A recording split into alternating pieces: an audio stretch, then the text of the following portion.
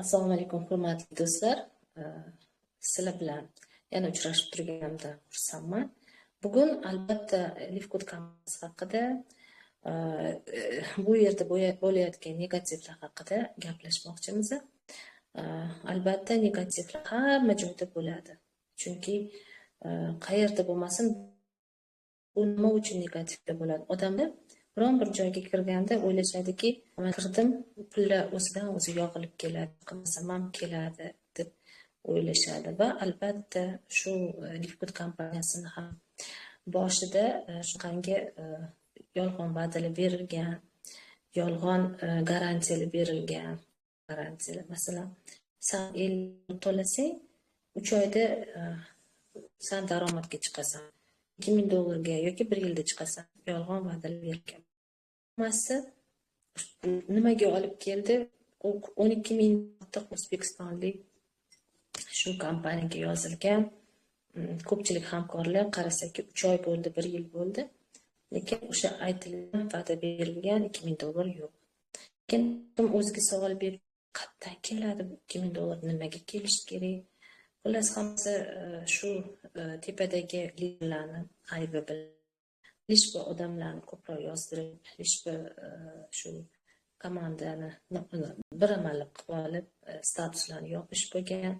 Mana ko'rasizlar, har doim aytishadi, ruslarda bitta maqol bor. Бесплатно насыт бывает только в мышеловке. Shunga o'xshab marketingni eshitishni xohlamagan, prezentatsiyaga kirishmagan, umuman даже bir xil kabinetga kirishni bilishmaydi. Faqatgina shu qachon bo'ladi, qachon keladi, menga ham telefon qilib chiqishadi, o'zligiga savol beraman. Nima qildingiz? To'ladim o'sha oyma-oy. Xo'p, to'laganingiz bilan siz nima uchun prezentatsiyaga kirib eshitib turmadingiz? Sizga aytilmadimi? Aktiv bo'lsangiz, qancha tez aktiv bo'lsangiz, shuncha daromadga chiqasiz. O'sha $2000 ga chiqish uchun ham o'sha tegizdagi odamlar aktiv bo'lishi kerak. Siz ikkita odam masalan kamida taklif qilsangiz, o'sha ikkita odam ham aktiv bo'lishi kerak.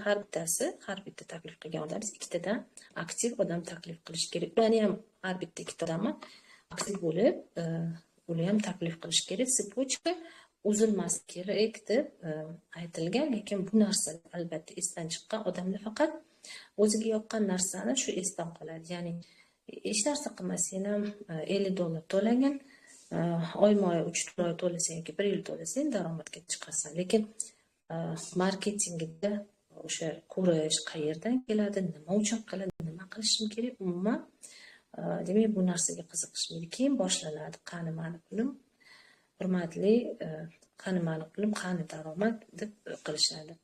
Shuning uchun hurmatli, mana shu Liftcode'ga oldin Liftcode kompaniyasida hamkor bo'lganlar, umidlar bilan kirganlar yoki masalan kirmoqchi bo'lganlar, sizlarga aytmoqchiman, ham joy ishlash kerak, mehnat qilish kerak. O'zidan o'zi osmondan pul yog'ilmaydi. Liftcode kompaniyasida ham xuddi shunaqa. Bu yerda ham tarmoqli marketing, sетевой marketing va klubniy sistema asosida unilevel marketing deyiladi. Yangicha marketing. Robot o'zi boshqaradi. Bu yerda odamlarning ham robot o'zi qo'yib ketadi. Bu yerda qachonki agarda masalan sizdan keyin o'sha qachon $2000 bo'ladi deganligi, o'sha qachon tegizdan matrisingizda 8000 ta odam bo'lganda shundagina bo'ladi. Shuning uchun sizlardan iltimos, marketingini yaxshilab o'rganinglar. Prezentatsiyalarni eshitib ko'ringlar. Har doim aktiv bo'lishingiz kerak, taklif qilishingiz kerak, komandalar tuzishingiz kerak.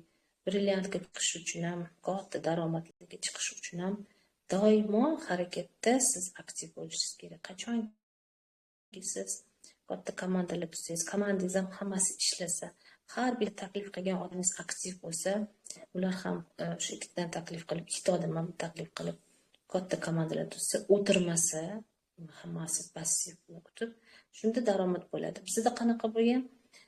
Zolotoy треугольникlar, ya'ni 3 tali bo'lib kirishgan yoki qarindoshlari 10 ta joyga faqat eri, qizi, o'g'li, xolasi, amakisi, kelini shunaqa yozgan. Keyin men 10 ta odam yozdim. Qachon menga tushadi daromad? Xo'p, o'sha 10 ta odam yozganingiz bilishadimi siz yozganingizni deb so'rasangiz, yo'q deydi. Na eri, na qizi, na o'g'li, na kelini bilishmaydi. O'sha yozgan odam o'zi yozib ketgan. Xo'p, yozibsiz. O'shalardan keyin yana har bitta 10 ta odamingizga ikkitadan odam qo'ydingizmi aktiv ishlaydigan? Yo'q. Ama 10 ta odam qo'ydim-ku, xo'p, ulardan keyin ham qo'yish kerak. Sippochka o'sha uzilgan. Bo'ldi. Demak, xarob to'lanib hech narsa tushmayapti. Demak, kim aybdor etdi? Endi o'zingizga savol berib ko'ringlar, kim aybdor? Demak, siz marketingni oxirigacha eshitmagansiz. Yoki mana hozir necha marta gapirilyapti, davom etinglar, aktiv odamlarni taklif qilinglar, marketingni yaxshi o'rganinglar desa ham eshitishni xohlashmaydi, darrov xafa bo'lishadi. Menga unaqa demagandi, menga bunaqa deyilgandi deb qilishadi. Shuning uchun mana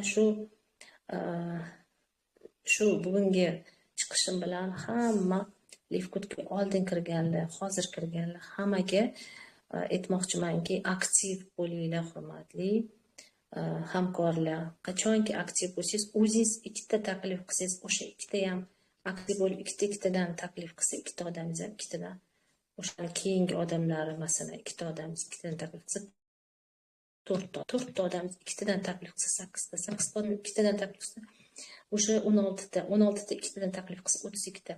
Ko'rasizmi, har bir taklif qilgan odam ikkitadan taklif qilsa, aktiv odamlar o'sha o'zingiz to'ldirib qo'yasiz va albatta daromadliga chiqasiz, statusingiz oshadi.